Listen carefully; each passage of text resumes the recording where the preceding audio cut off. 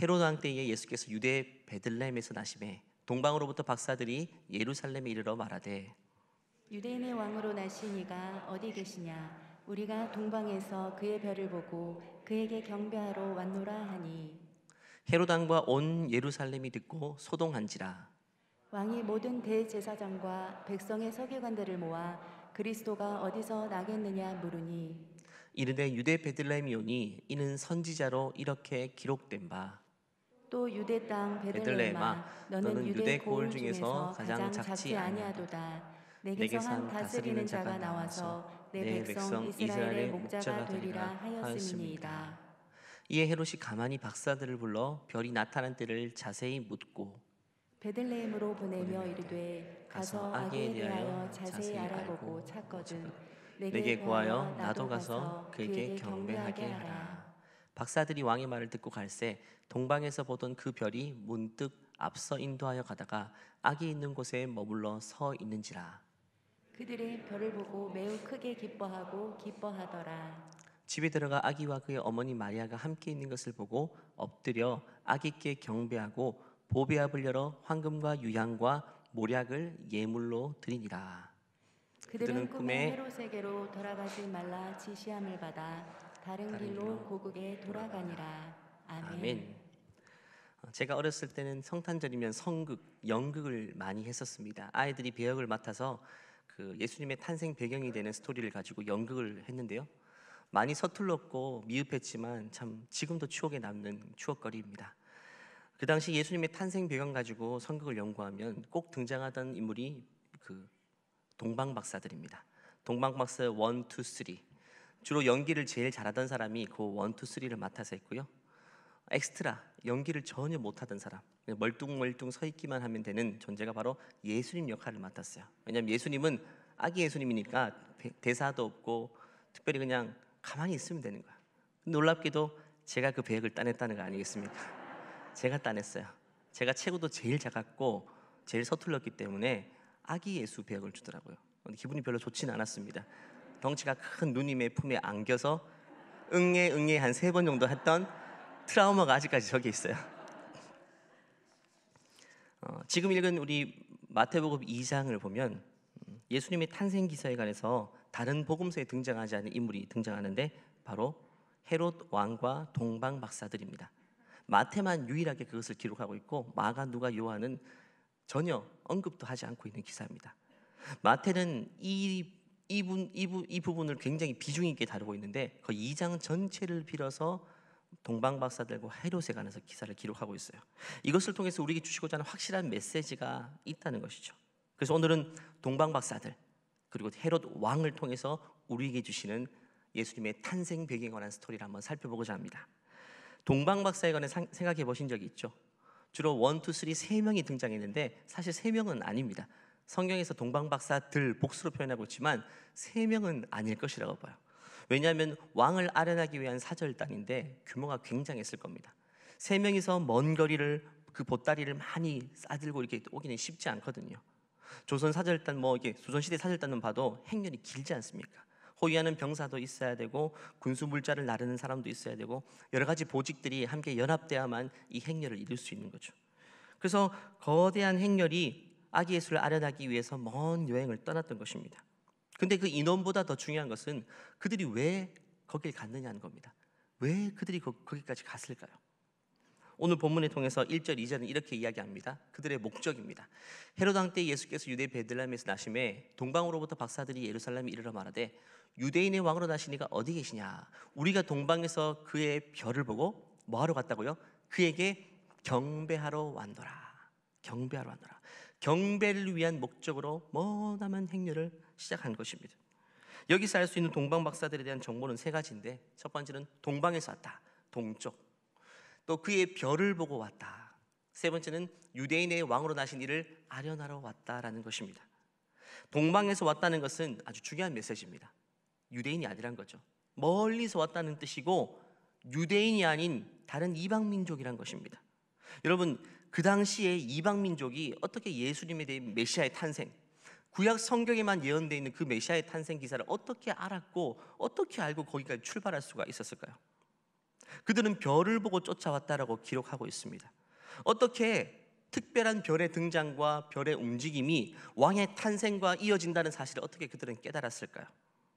동방박사들은 별에 대해 연구하는 사람인데 요즘 말하면 천문학자. 요즘은 천문학자들은 비중은 그렇게 크지 않죠.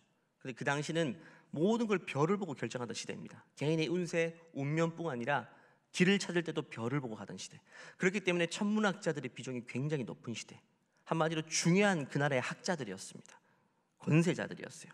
그런데 한 날 쳐다보니까 평소에 관찰하던 계절마다 주기마다 운행하던 그 별의 움직임과 다른 루틴을 가지고 새로운 별이 등장하기 시작했는데 그 별은 그 주기와 상관없이 이상한 방향으로 흐르기 시작합니다. 그걸 통해서 그런 별의 움직임은 책에서도 본 적이 없고 수천 년 동안 기록의 문헌을 통해서도 본 적이 없어요. 자기 생애도 그런 별을 관찰한 적이 없습니다. 어떤 메시지를 품은 별일 것 같고 그 별의 움직임을 따라 가봐야 되겠다는 희미한 그런 지식, 그 마음의 움직임이 시작됩니다. 그래서 그들은 사실 최종 목적지를 모르고 떠난 겁니다. 그냥 떠난 거예요. 별이 가는 대로, 별이 가는 대로. 이상하게 별은 그들을 기다려줍니다. 사람의 보조에 맞춰서 그 별은 기다려주고 기다려주고 함께 가는 겁니다. 이런 일들은 없었죠. 불가능한 일입니다. 그래서 예루살렘에 도착합니다. 그 별이 인도한 곳은 예루살렘이요. 그들은 특별한 존재의 탄생에 대한 희미한 지식만 알고 출발했지만 그 별이 멈춘 것은 예루살렘. 그래서 마태복음 2장 2절 읽은 말씀 보니까 한번 읽어보겠습니다. 유대인의 왕으로 나시니가 그에게 경배하러 왔노라 하니. 유대인의 왕으로 나시니가 어디냐? 왜? 여기가 지금 유대 땅이니까.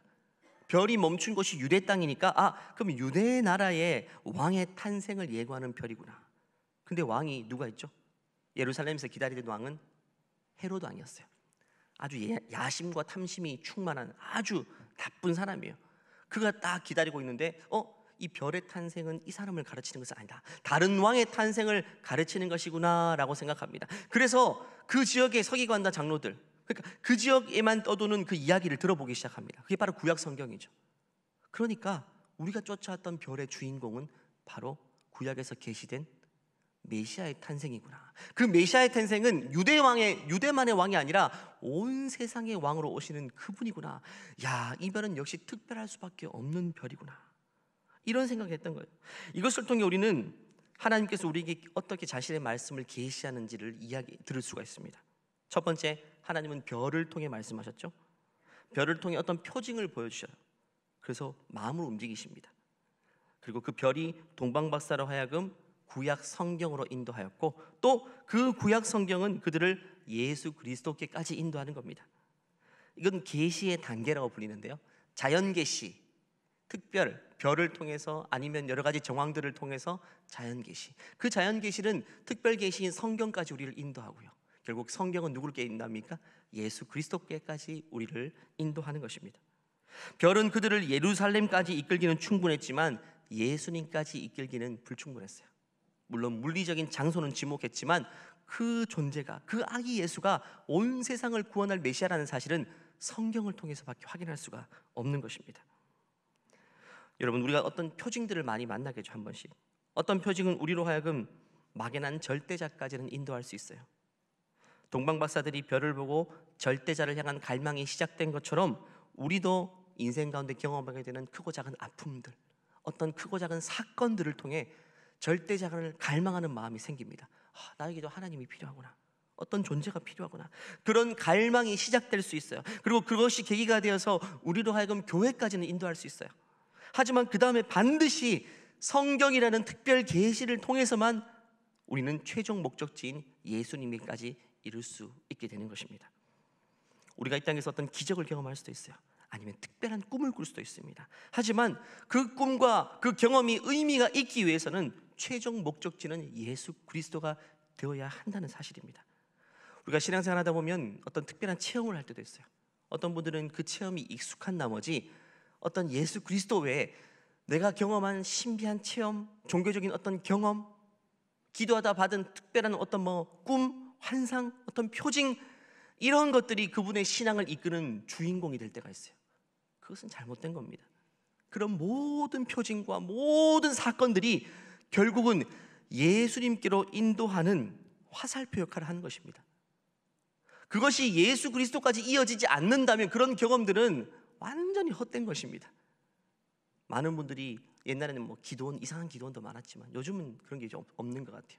지금도 어떤 기도원에서 기도하기를 즐겨하는 분들 정말 건전하고 좋습니다. 하지만 거기서 경험한 어떤 특별한 충만함, 거기서 경험한 어떤 특별한 감정적인 격동함과 경험, 그것들이 내 신앙을 지탱하는 핵심이 되는 것은요, 굉장히 위험한 거예요.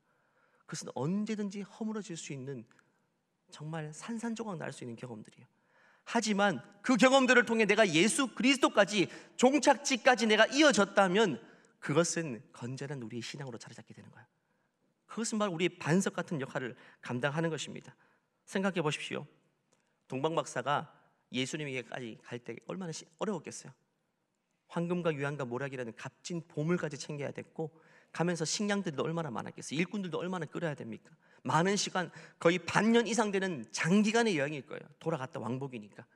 그런 것들을, 헌신들을, 어마어마한 헌신을 하려 했지만 정작 예루살렘까지 가서 예수님을 만나지 못하고 그저 세상 왕이었던 헤롯 왕만 아련하고 돌아갔다면 그 모든 수고가 얼마나 헛된 수고입니까?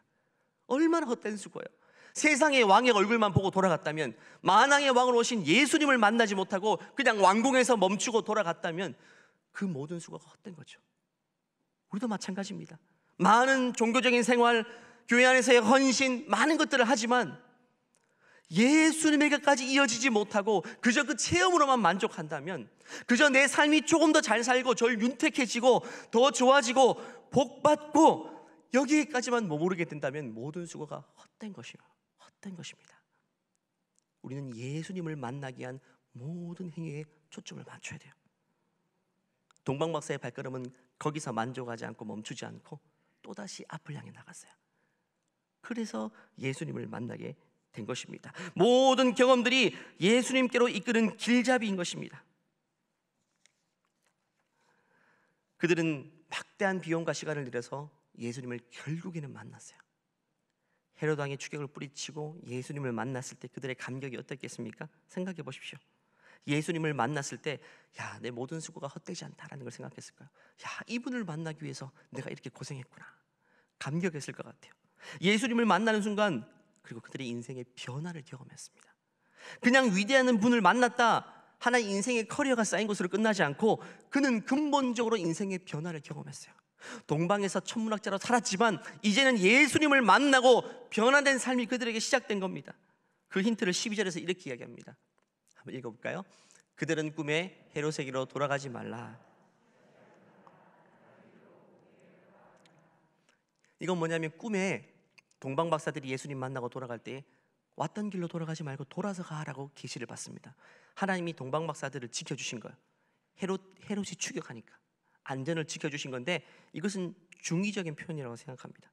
다른 길로 고국에 돌아갔다는 말, 그들은 왔던 길이 아니라 다른 길로 고국으로 돌아갔다. 이걸 통해 우리에게 무슨 말할까요? 이것은 물리적인 길이기도 하지만 저는 영적인 길도 함께 이야기하고 있다고 봅니다.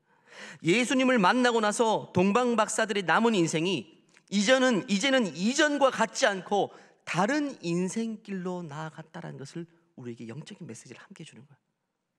아기 예수님을 만나고 돌아간 그 길, 물리적인 길도 달랐지만 그들의 인생길 자체가 달라졌던 거예요. 우리도 마찬가지인 겁니다. 예수님을 만난 인생은 다른 길을 가게 되죠. 똑같은 환경에 살게 될지는 모르겠지만 다른 생각, 다른 관점을 가지고 다른 목적을 가지고 살아가는 다른 길을 가게 됩니다. 그 변화가 우리 모두에게 이미 찾아왔을 것입니다.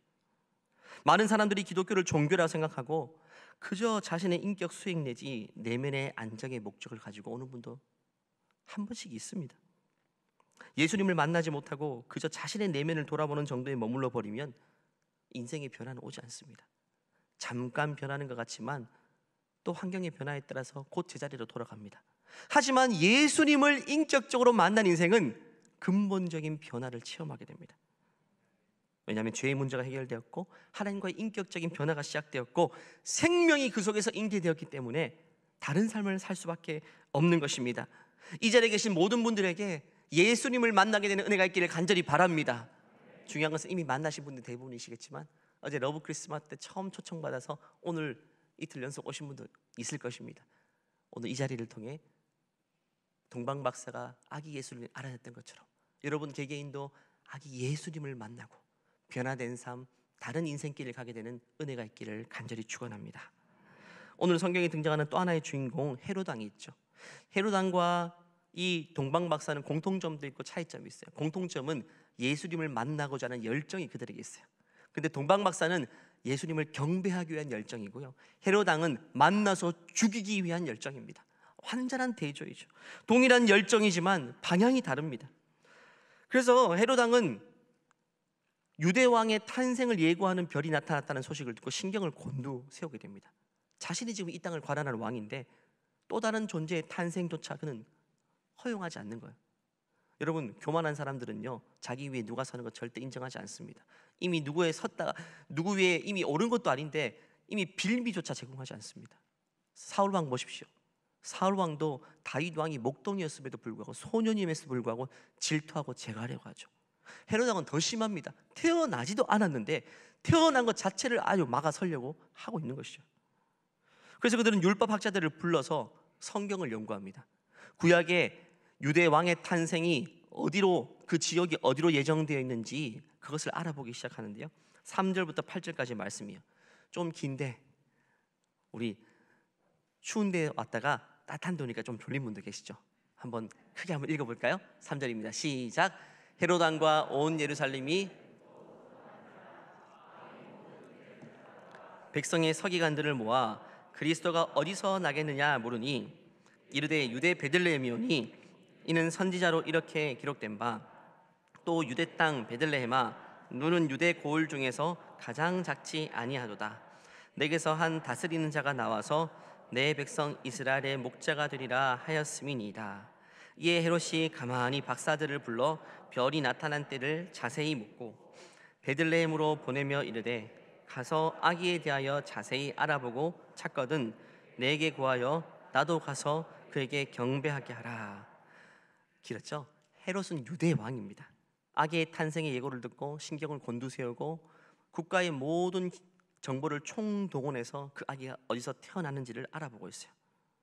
여기서 중요한 것은요, 왕께 경배하기 위해 머나먼 거리를 이동해온 동방 박사들의 수고와 헌신, 그 헌신과 이 헤롯 왕의 헌신은 너무나도 대조가 된다는 것입니다. 오늘날에도 이 두 부류가 있습니다. 여러분, 누군가는 예수님을 경배하기 위해 모든 열정을 쏟는 인생이 있고, 누군가는 예수님을 부정하기 위해서 모든 열정을 쏟는 인생도 있어요. 소위 말하는 안티들이죠. 그들은 그때에도 있었고 지금도 있습니다. 마치 예수님이 하나님의 아들이 아닌 것을 증명하는 것이 자기의 존재 목적이나 되는 것처럼 엄청나게 열정을 불러일으킵니다. 기독교, 교회라는 단어만 나와도 경기를 일으키고 열정이 막 솟아오르기 시작하는데 어떤 열정입니까? 그 예수님께 경배하기 위한 열정이 아니라 부서뜨리기 위한 열정입니다. 까기 위한 열정이에요. 깨뜨리기 위한 열정이 막 솟아나는데 헤롯도 마찬가지였대요. 지금도 존재한다는 것입니다. 물론 그런 분도 하나님이 사랑하시는 한 영혼이겠지만 그렇게 하는 행위 자체는 너무나도 안타까운 행위입니다. 동방박사와 같이 예수님을 경배하는 자, 헤롯같이 예수님을 부정하는 자, 오늘날도 있지만 우리는 그 영혼들, 중요한 것은 이 영혼들을 통해서 하나님은 어떻게 일하시는가를 보는 게 중요합니다. 저는 이 둘을 겸손과 교만으로 대조하고 싶습니다. 한 사람은 아기 예수께 고개를 숙이는 자, 한 사람은 아기 예수의 탄생도 용납하지 않는 자. 겸손과 교만이죠. 성경이 뭐라고 합니까? 겸손한 자는 자신 드러내시고 만나주시고, 교만한 자는 대적하겠다, 이렇게 말씀하세요. 교만한 자는 예수님을 발견할 수 없어요. 여러분, 헤롯 왕이 예수님을 만났습니까? 만나지 못했습니까? 결국 못 만났어요. 헤롯 왕은 예수님 못 봤습니다. 하지만 동방 박사는 찾았어요. 신기하지 않습니까? 국가의 모든 정보력을 가지고 있는 헤롯 왕은 아기 예수의 탄생, 한 사람의 탄생을 몰랐어요. 아니, 그렇게까지 추격했지만 발견하지 못했어요. 왜? 발견하지 못한 게 아닙니다. 예수님이 자신을 드러내지 않은 거예요. 그런데 동방 박사 아무런 정보도 없어요. 이방인입니다. 성경도 몰랐어요. 그런데 그들은 예수님을 만났죠. 정확하게 만났어요. 별의 인도하심에 따라. 이것은 그들이 찾았다기보다 예수님이 자신을 드러내셨다와 같은 것입니다. 겸손한 자에게는 지금도 예수님은 자신을 우리에게 드러내시고, 교만한 자는 지금도 자신을 드러내지 않고 대적하시겠다고 말씀하십니다. 헤롯 왕은 교만한 자였어요. 마태복음 2장 16절 말씀 보니까 헤롯이 예수님을 발견하지 못하자 광기를 일으키기 시작합니다. 비참한 사건입니다. 한번 읽어볼까요? 이에 헤롯이 박사들에게 속은 줄 알고 심히 노하여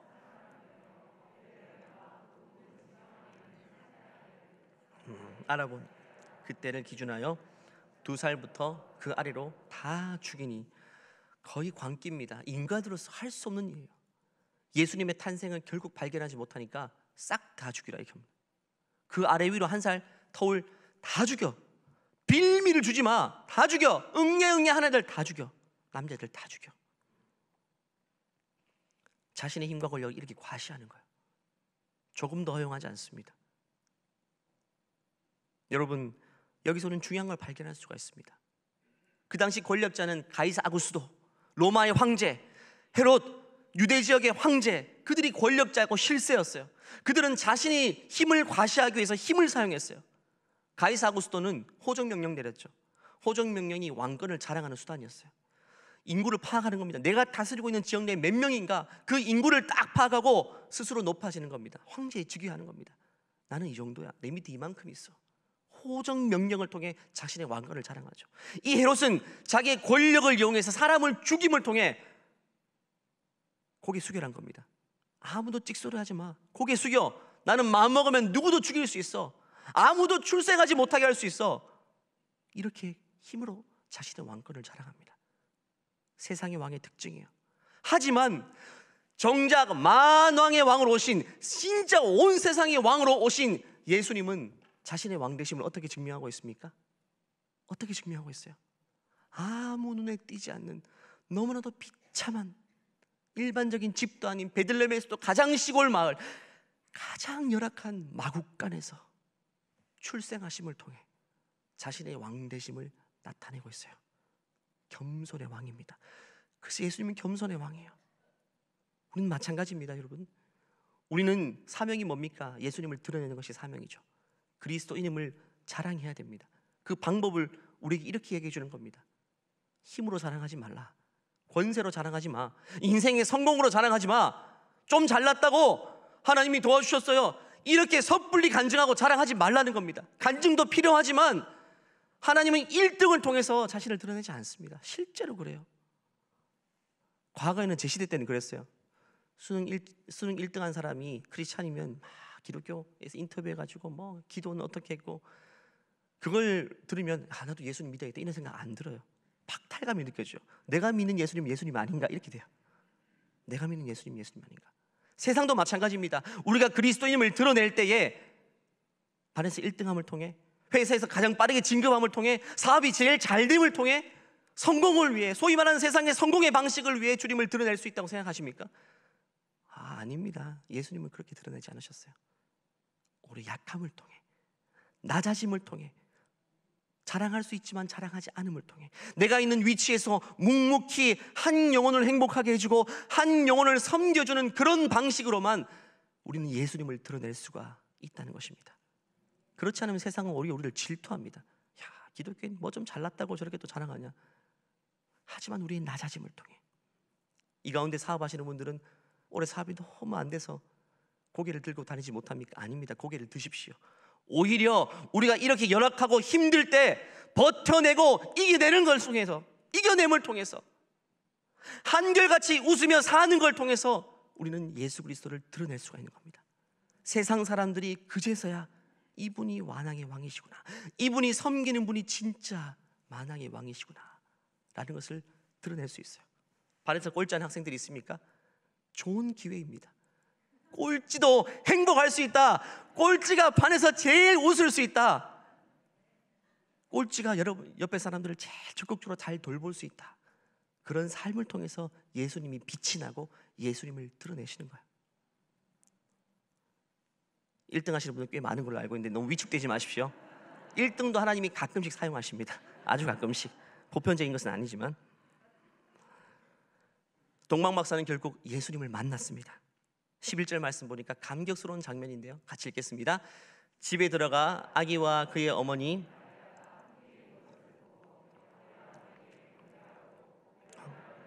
황금과 유향과 모략을 예물로 드리니라.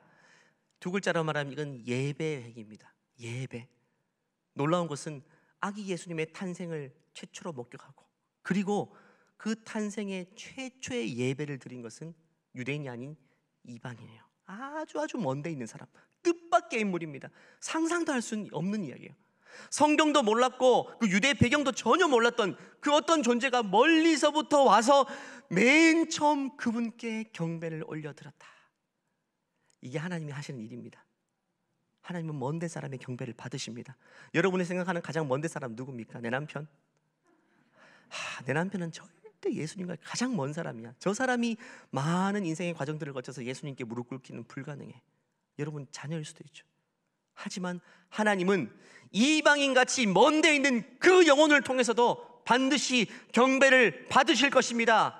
누구를 통해? 우리를 통해서 말입니다. 우리를 통해서 말입니다. 이것은 요한복음의 한 구절을 떠올리게 하는데요, 이방인들은 유대인들이 만나지 못하고 이방인들이 예수님을 만나게 될 것이라는 예언이 있습니다. 같이 읽어볼게요. 그가 세상에 계셨으며 세상은 그로 말미암아 지은 바 되었으되 세상이 그를 알지 못하여 자기 땅에 오매 자기 백성이 영접하지 아니하였으나 자기 백성은 왕이 오실 때 아무도 레드카펫 깔고 영접하지 않았어요. 그런데 이방인이 그 길을 영접하였고 고개를 숙였고 머리를 숙이고 경배했다는 거예요. 이것은 굉장히 중요한 메시지입니다. 저는 이 메시지를 통해 두 가지를 이야기하고 생각해요. 이거 오늘 말씀의 핵심 메시지인데요, 첫 번째는요, 하나님은, 예수님은 단지 유대인의 왕으로 오신 것이 아니라 온 세상의 왕으로 오셨다. 이것을 우리에게 이야기해 줍니다. 조선시대 때 선교사가 기독교를 우리가 가져왔을 때 이렇게 불렸죠. 서양 종교. 왜? 서양에서 왔으니까 서양 종교. 예수님의 출신이 서양이니까. 근데 아닙니다, 여러분. 예수님은 최초의 이방인들을 통해 경배를 받으셨어요. 예수님은 온 세상의 왕임을 인증하는 것입니다. 예수님은 서양 사람을 위해서 오신 것이 아닙니다. 유대인만을 위해서 오신 것이 아닙니다. 예수님은 유대인에게 국한된 왕, 유대인을 구원할 메시아가 아니라 온 세상을 구원할 메시아로 이 땅에 오셨다는 거예요. 예수님은 단지 유대 민족에게만 경배를 받으시기 온 게 아닙니다. 만 백성을 통해 경배받기 원합니다. 이것이 우리 지구촌 교회의 설립 목표입니다. 지금도 존재 목표입니다. 만 백성을 통해 예수님이 경배받게 하는 것, 선교 사역이죠. 선교 사역이죠. 조금 전까지도 알바니아 그 멀리서 선교하시는 선교사님을 기도했죠. 먼데 사람이, 온 백성이 주님께 경배하게 하는 것, 지구촌교회의 존재 목적입니다. 지금도 우리는 기도하며 후원하며 함께 협력하며 길을 하고 있는 거예요. 두 번째, 진리에 가까이 있는 자가 오히려 진리를 보지 못할 수 있다. 이 두 번째 메시지는 전 제일 두려움을 느꼈어요. 여러분, 그 당시 예수님이 태어날 때 랍비들, 말씀과 가장 가까웠던 랍비들은 회당에 있었죠. 종교 지도자들은 성전에 있었습니다. 거룩한 곳에 머물러 있었어요. 물리적인 영역은 거룩한 곳이었지만 그들의 마음에는 거룩이 없었어요. 하나님에 대해 평생 연구하고 예배하는 것이 익숙했던 그들은 예수님의 탄생 소식에는 무관심했고 그 탄생 기사에는 전혀 알지 못했다. 그 장소를 목격하지 못했다. 왜냐하면 굉장히 종교적이지만 오히려 예수님을 보지 못할 수도 있다는 것. 얼마나 두려운 말씀이에요. 찬양도 익숙하고 예배도 익숙하고 말씀도 익숙한 모태신앙도 많이 계시죠.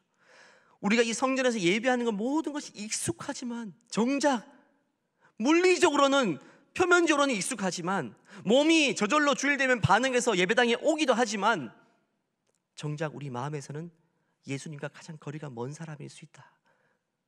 그 당시에는 그랬어요. 예수님 탄생 때는. 우리도 그럴 수 있다라는 사실을, 이 말씀 앞에 우리를 돌아보는 게 너무너무 중요합니다. 저도 그래요. 사실 목회자가 제일 이 말씀 앞에 두려워 떨어야 돼요. 중직자가 제일 두려워 떨어야 됩니다. 그렇게 될 수도 있다. 주의 예배를 수종들던 바리새인들, 서기관, 제사장들은 예수님의 탄생 소식에 전혀 무관심했다는 거예요. 저도 어제 아침에 일어났는데 눈을 딱 떠보니까 월요일인 줄 알았습니다. 왜? 어제 예배 다 드렸잖아요.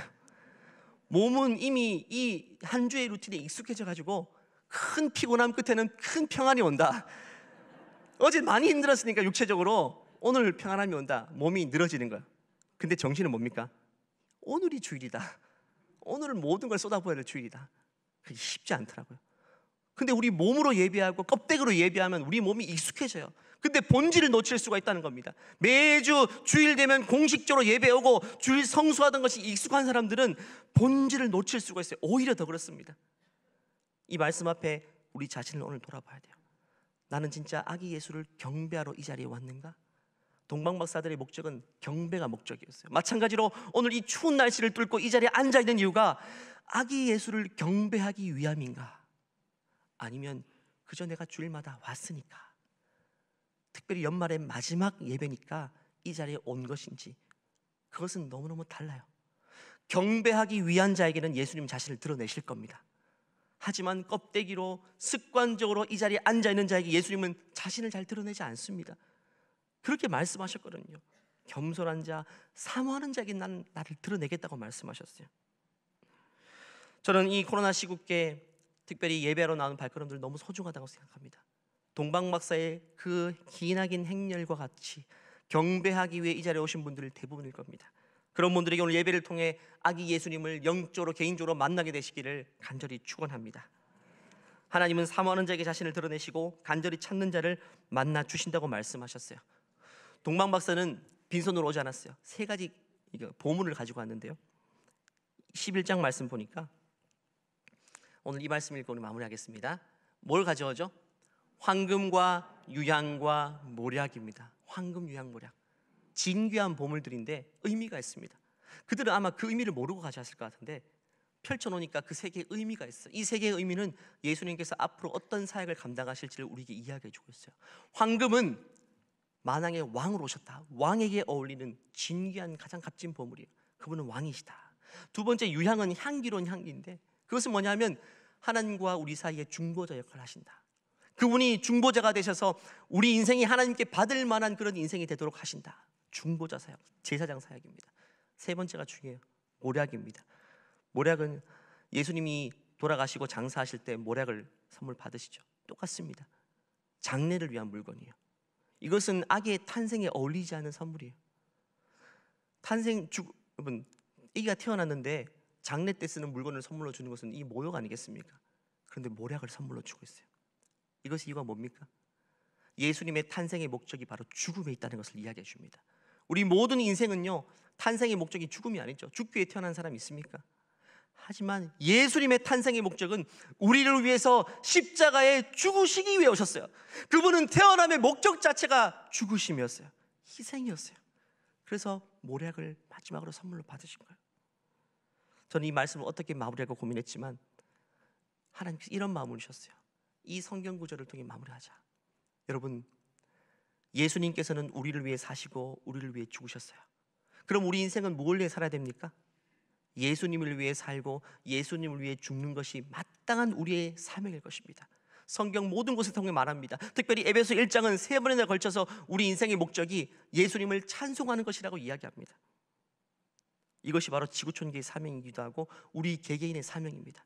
예수님께서 마지막에 숨을 거두시기 전에 그 전날 지상명령을 주시죠. 부활하시고 지상명령을 주십니다. 그 지상명령을 읽고 제가 마무리할 텐데요, 올 한 해의 마지막 예배이고 이제는 한 해를 마무리하는 이 시점이에요. 한 해의 마무리와 또 다른 시작의 가장 중요한 말씀인 것 같습니다. 우리의 인생의 목적이 바로 이것이고 우리 지구촌교의 목적이 바로 이것입니다. 우린 이 사명을 향해 계속해서 나아갈 것입니다. 이 구절을 합심해서 크게 한번 읽고 우리 기도하도록 마치겠습니다. 같이 읽겠습니다. 예수께서 나와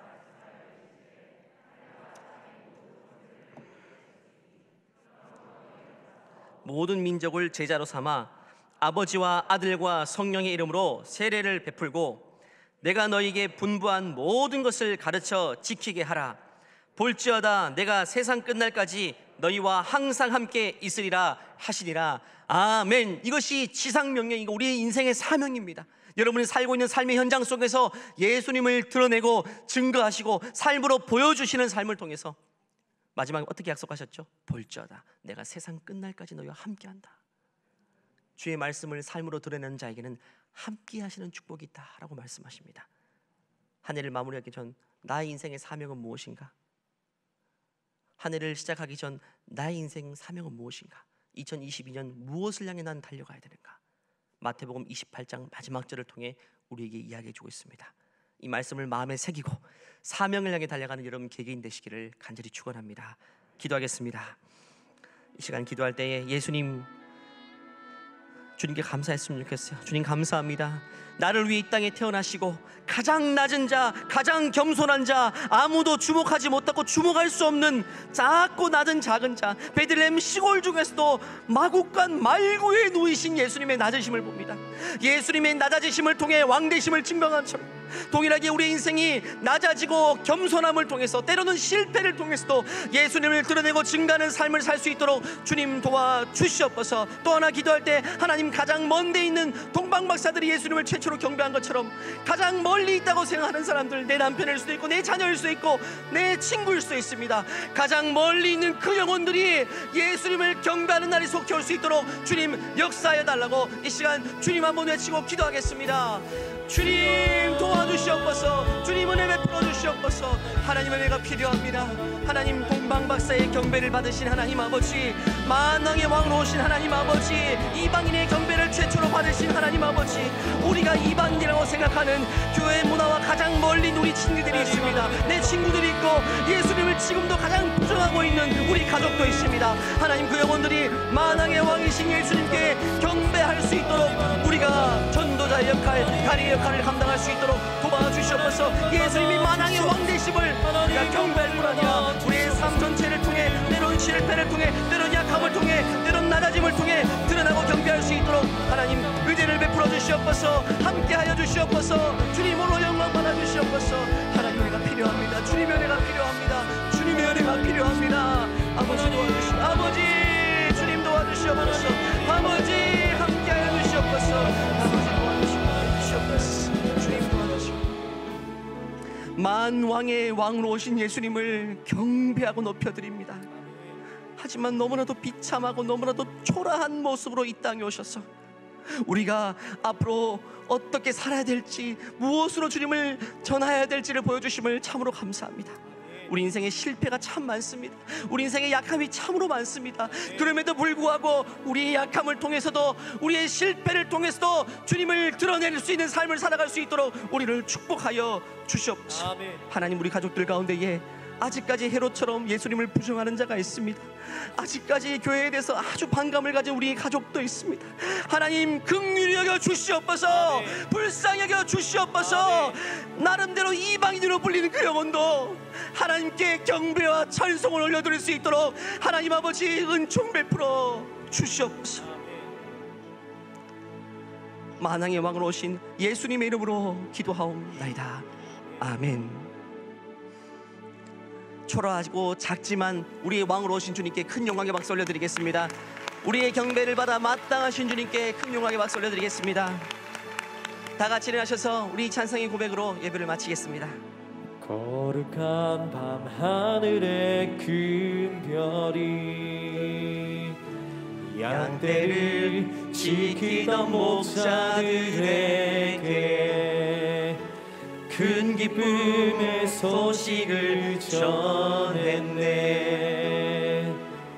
온 세상 알도록 작은 마을 베들레헴에서, 작은 마을 베들레헴에서 아기 예수님 탄생했으니 가장 큰 왕이 나셨다네.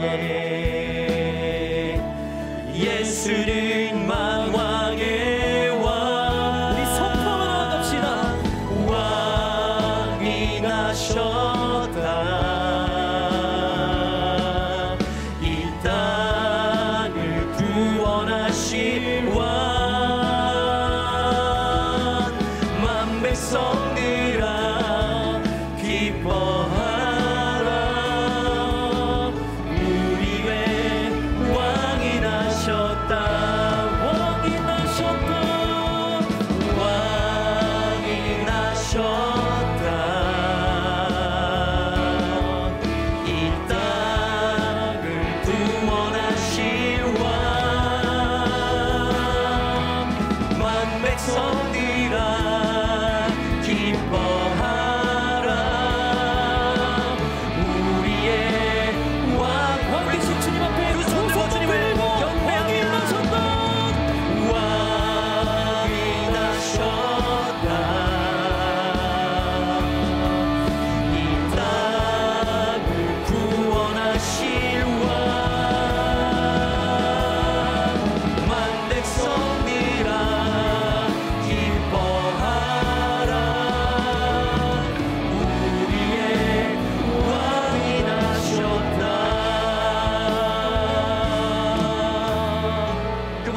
진정으로 우리의 왕이 되십니다. 우리의 왕께 큰 영광의 박수 올려드립니다. 주님이 우리의 인생의 왕이 되십니다. 경배를 받아 합당하신 분이십니다. 주님 찬양합니다. 이제는 우리 주 예수 그리스도의 은혜와 하나님의 무한하신 사랑과 우리 안에 계셔서 예수님의 왕이 되심을 끊임없이 증거하시는 성령의 역사가 이제는 우리의 삶의 정황, 우리의 삶의 형편, 모든 형편을 통해서도 주님을 드러내고 예수님을 증거하는 삶을 살기 원하는 모든 주의 자녀들 머리 위에, 또 우리가 살아갈 삶의 현장 위에, 또 우리 자녀들의 삶 위에 이제로부터 영원토록 함께 하시기를 간절히 축원하옵나이다. 아멘.